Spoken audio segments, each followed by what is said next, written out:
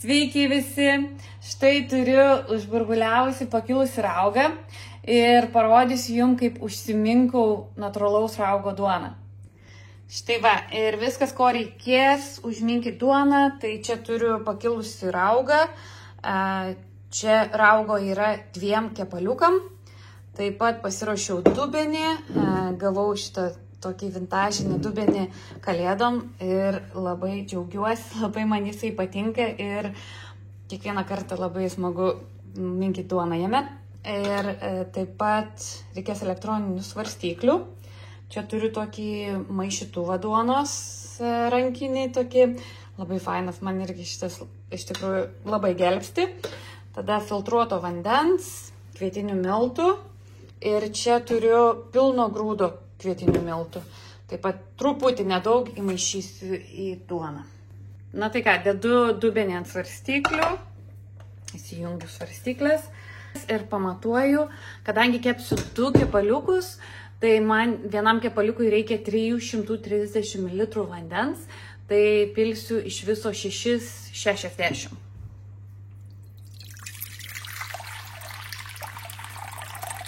Na ir dabar įdėsiu 200 gramų raugo.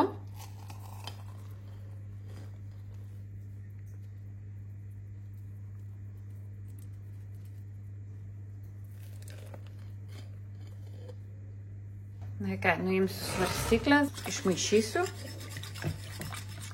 Tiesiog išmaišysiu, kad nebūtų tokių didelių gabalėlių raugo. Na ir vėl uždėsiu ant svarstyklių. Svarstyklės pastatysiu ant 0. Man reikės 1 kilogramą miltų. Tai aš naudosiu kvietinius miltus, bet jų dėsiu 800 ir tada dar pilno grūdo kvietinius.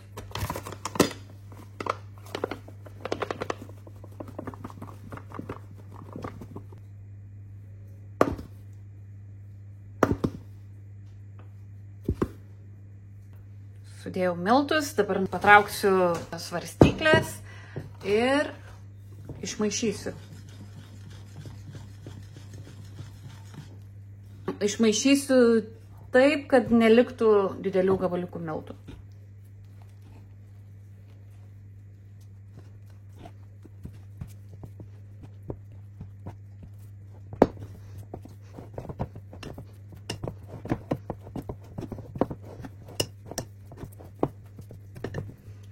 Štai va, ir taip atrodo įmaišyti miltai.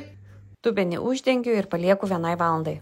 Štai va, ir ką aš taip pat mėgstu pasidaryti, tai pasirašyti visą informaciją. Tai va, kambario temperatūra. Kambario temperatūra pas mane šiuo metu yra 22 laipsniai. Tai aš čia ją ir įrašau, temperatūrą.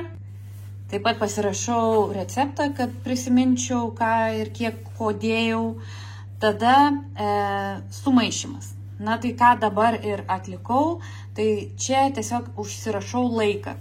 Tai pas mane buvo 10 valandą ryto, kada sumaišiau ir tada žinosiu, kad po valandos man reikės įmaišyti druską ir dar vandens. Ir tada seks kiti etapai ir čia prie jų tiesiog pasirašysiu laiką, ką ir kada darau. Tai va, ir toks užsirašymas man iš tikrųjų labai gelbsti, nes tada žinau tiksliai, ką ir po ko reikia daryti. Taip pat kitą kartą kepant duoną, jeigu va šitas kartas gerai pasisekė, tai tiesiog žinau, kad kitą kartą vėl atlikus tuos pačius etapus duonos minkime ir vėl taip pat pasiseks. Tai va, taip pat reikia nepamiršti ir pamaitinti raugą. Aš duonos nesiruošiu dabar šiuo metu daugiau kepti, tai tiesiog pamaitinsiu, likutį raugo persidėjau į dubenėlį ir atgal įdėsiu 30 gramų raugo ir įpilsiu 30 ml vandens ir įdėsiu 30 gramų miltų. Pas mane raugas yra pilno grūdo ruginis raugas. Ir šį raugą aš laikau kambario temperatūroje, bet taip pat turiu ir šaldytuvo raugą. Na tai va, tai tiesiog sumaišysiu dabar viską. Su tokia mintelė iš tikrųjų yra patogiausiai maišyti. Kambario temperatūros raugą laikau dėl to, kad aš gan dažnai kepu duoną. Jeigu jūs nekepat dažnai, jeigu tik tais kartą per savaitę, tai visiškai normalu tiesiog turėti vieną raugą šaldytuvo ir išsiimti kiek reikia. Kad jeigu, pavyzdžiui, savaitgaliais tik tais kepat, tai galima kokį ketvirtadienį išsiimti gabalėlį, truputį pamaitinti jį per dieną ir ketvirtadienio vakarą užsimaišyti levain ir pasidaryti tiesiog raugo duonai. Taip pat, ką darau su šituo tokiu dabar nusimurzinusiu savo talpa, aš ją tiesiog su šlapiu rankšluostiniu popieriu, aš tiesiog nuvalau. Šitos talpos tiesiog stengiuosi neplauti, tai tik tais taip apvalau sienelės su šlapiu rankšluostiniu popieriu ir tada yra geriau iš tikrųjų matyti, kaip raugas didėja, auga. Tiesiog dabar su šlapiu nuvaliau ir su sausu pervalysiu. Tai dabar turiu čia tokią plaukų gumelę, kurią užtempsiu ant tos vietos, kur baigėsi raugas. Ir tiesiog žinosiu, kiek jisai per kurį laiką pakilo.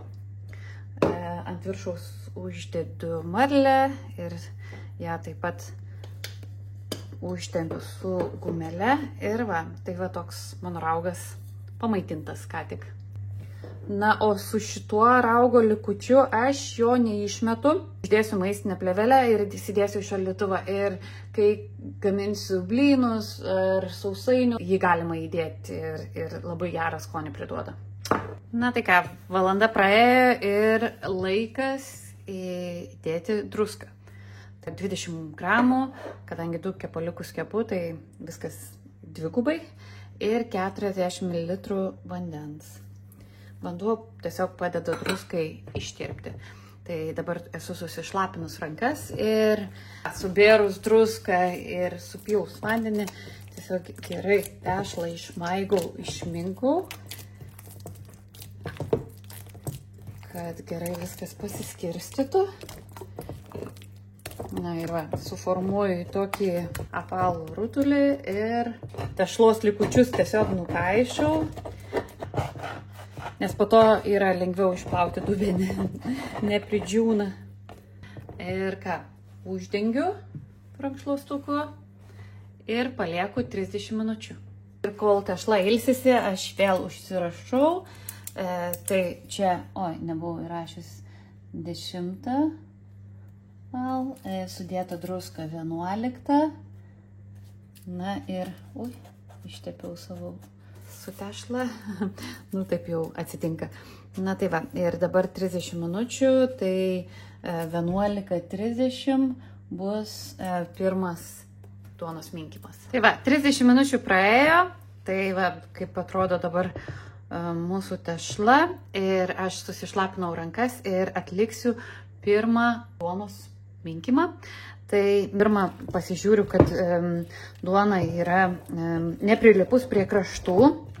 Tada suimu ties viduriu ir keliu duoną taip, kad išsikelia tiesiog iš dubens.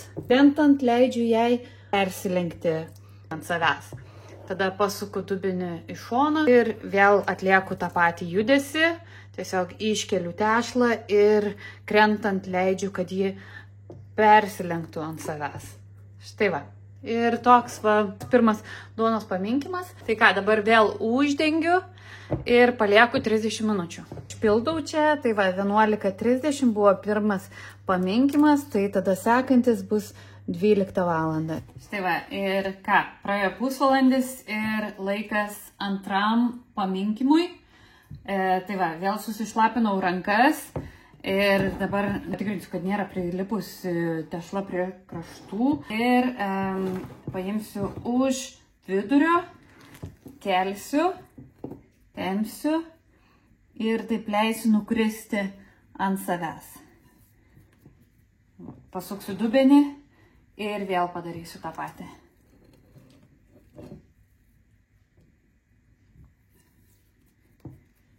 Štai va. Na ką, uždengsiu ir vėl paliksiu pusvalandžiui. Ir vėl užsirašysiu, tai dabar buvo 12 valandą, tai sekantis bus 12:30. Štai va, ir praėjo dar 30 minučių. Tai va, ir atliksiu dar vieną lankstymą. Tai va, keliu tešlą į viršų, leidžiu užsilenkti. Ir vėl tą patį padarau iš kitos pusės.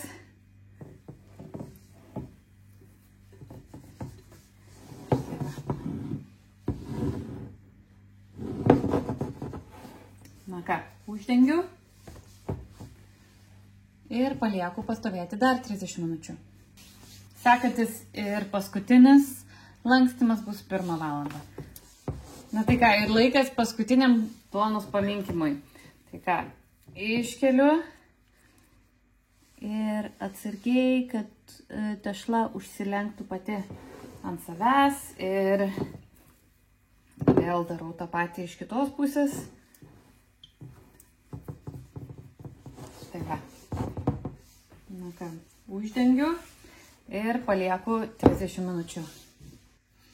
Na ir kol duona ilsisi, pasiruošiu fermentavimo krepšelius. Dabar visai neseniai pradėjau naudoti tokias dušo kepurėlės. Man tai jos labai iš tikrųjų patinka.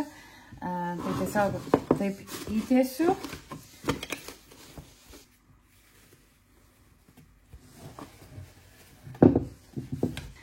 Gausiai pabarstau kiekvieną krepšelį su ryžių miltais. Miltų siūlyčiau negailėti, geriau daugiau negu mažiau, nes kartais yra buvę tokių variantų, kai tešla prilimpa prie krepšelio ir tada yra neįmanoma ištraukti gražiai ir iškepti gražaus kepaliuką. Tai va, pasiruošiau krepšelius, grandiklį ir pasilieku miltus. Na ką, 30 minučių praėjo, tešla atrodo taip. Dabar išversiu tešlą ant stalviršių. Tai visų pirma pasimiltuosiu stalviršį ir grandiklio taip pagalba išversiu.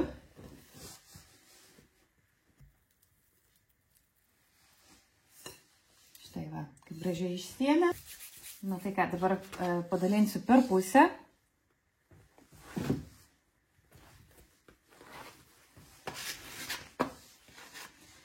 Ir suformuosiu tokią kaip gėlytę. Tai tiesiog imsiu iš vieno krašto ir prispausiu centre. Imsiu iš kito krašto ir prispausiu centre. Vėl iš kito krašto ir prispausiu į centrą. Vėl darysiu tą patį, nu tiesiog iš visų pusių.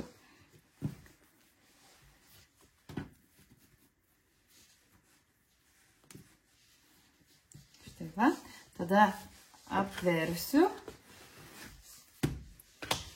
Tešlą stumsiu tolyn nuo savęs ir vėl artyn. Tolyn ir artyn. Tolyn, artyn. Tolyn, artyn. Taip darysiu kokius 5-6 kartus, kol taip gražiai viskas įsitemps. Ir paimsiu kitą tešlos gabalą. Na ir va, ir čia irgi atliksiu tą patį, suformuosiu gėlytę, tai imu už vienos pusės ir prispaudžiu į centrą, imu iš kitos pusės prispaudžiu į centrą, imu iš kitos pusės prispaudžiu į centrą ir taip va iš visų pusių. Sujungiu, sujungiu, sujungiu ir tada apverčiu į kitą pusę. Na ir atlieku tą patį judesį. Tešlą stumiu tolyn nuo savęs ir artyn. Galima, jeigu tešla tokia truputį lipni, galima daryti ir su grandikliu. Stumti tolyn ir pritraukti artyn. Stumti tolyn ir pritraukti artyn. Ir taip pakartoti kelis kartus, kol tešla įsitempia. Na va. Pabarstysiu miltais. Uždengsiu rankšluostuku ir paliksiu pastovėti 30 minučių. Na ir štai viską užsirašau, tai perkeliamas ir pailsinimas ant stalviršiaus 13:30 ir perkeliamas į krepšelį, kas bus 2 valandą. Na tai va, 30 minučių praėjo, atsargiai taip su grandikliu pasitikrinsiu, ar nėra duonelė prilipus prie apačios, tai taip atsargiai aš ją atkibdysiu ir apversiu į kitą pusę. Tai va, šita pusė bus į apačią. Na tai va. Na ir kadangi pas mane yra formelės ovalios formos, tokie pailgi, tai ir aš formuosiu šią duonelę atitinkamai. Tiesiog taip ištempsiu į šonus ir tada vieną pusę lenksiu į vidurį. Kraštus va taip va prispausiu ir tada užlenksiu šonus. Lenksiu vieną šoną į vidurį ir kitą šoną. Tada paimsiu už kito galo ir taip pat užlenksiu į centrą. Darysiu tokią kaip pynę. Ir tada dar paskutinį kartą susuksiu į rytinę. Štai va. Paimsiu atsargiai su grandikliu ir perkelsiu į krepšelį. Na, o įdėjus į krepšelį dar patikrinsiu, kad viskas gražiai užsilankstė. Dar kartą atliksiu tokią tą pynę. Ir užlenksiu kraščiukus. Štai va, taip. Na ir ką, ir tą patį atliksiu su kitu kepaliuku. Tai va, iš pradžių patikrinsiu, ar nėra prikibę. Ir atsargiai apversiu. Tada kraštus ištempsiu. Truputį tik tais. Na ir lenksiu vieną kraštą į centrą ir atsargiai taip prispausiu. Tada paimsiu už 2 galų ir lenksiu į centrą. Vieną galą ir tada kitą galą. Na ir tada paimsiu paskutinę dalį ir taip pat užlenksiu į centrą. Na ir tada supinsiu tokią pynę.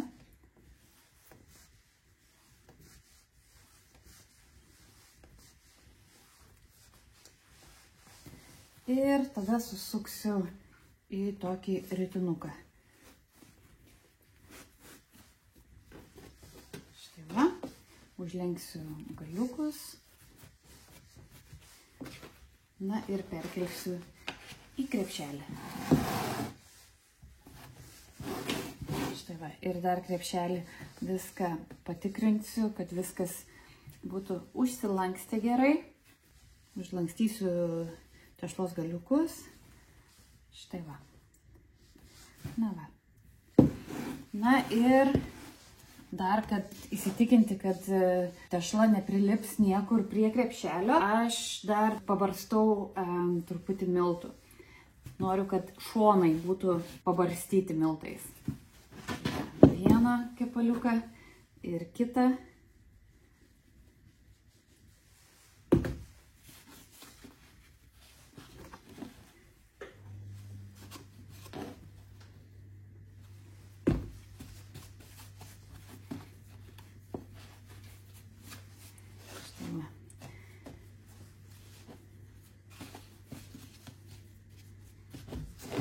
Na tai va, ir duoneles dabar uždengsiu tokią pat dušo kepurėlę.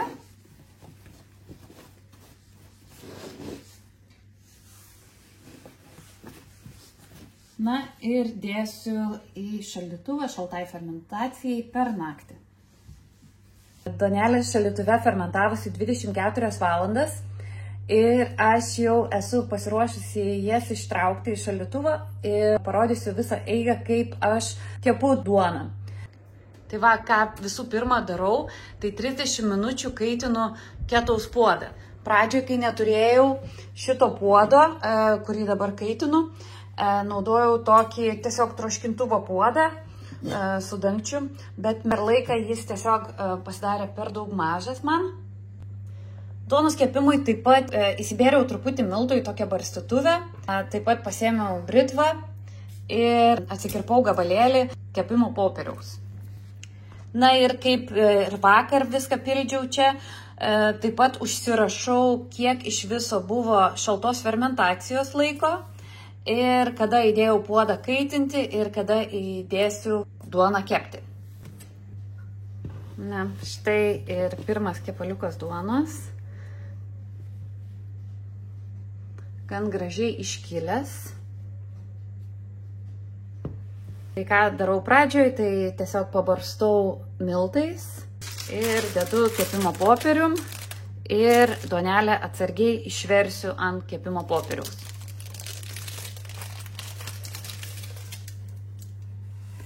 Duonos viršų pabarstysiu miltais.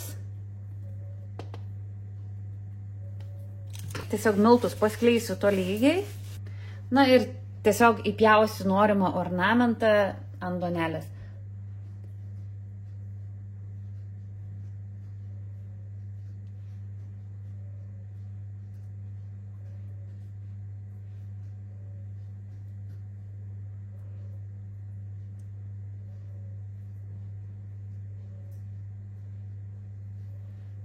Taip pat padarysiu pagrindinį pjūvį kažkur 70 laipsnių kampu.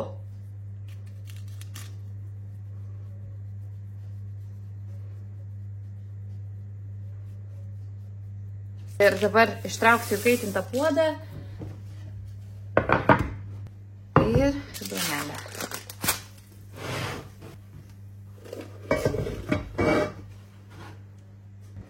Duoną kepsiu 20 minučių ant 250 laipsnių, ant viršus apačia su vėjelių funkcija. Na ir ką, laikas pasibaigė ir dabar perstatysiu orkaitę ant 20 minučių, taip kaip buvo, tik pakeisiu šitą funkciją ir nuimsiu vėjelį ir tada perstatysiu temperatūrą ant 210. Ir paspausiu startą.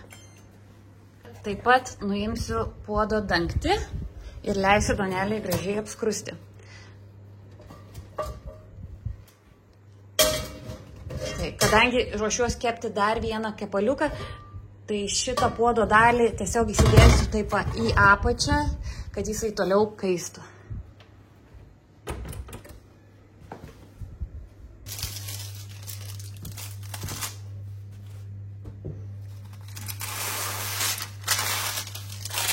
Tai va, pirma duonelė iškepė ir dabar paliksiu ją atvėsti ant tokių grotelių 1 valandą. Na štai, duonelė atvėso, tai ką, laikas prapjauti ir paragauti.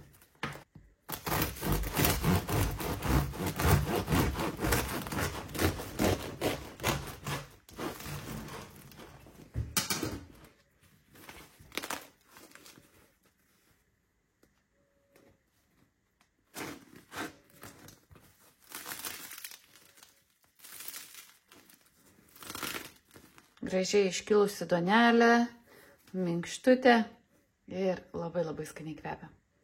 Na ką, reikia paragauti.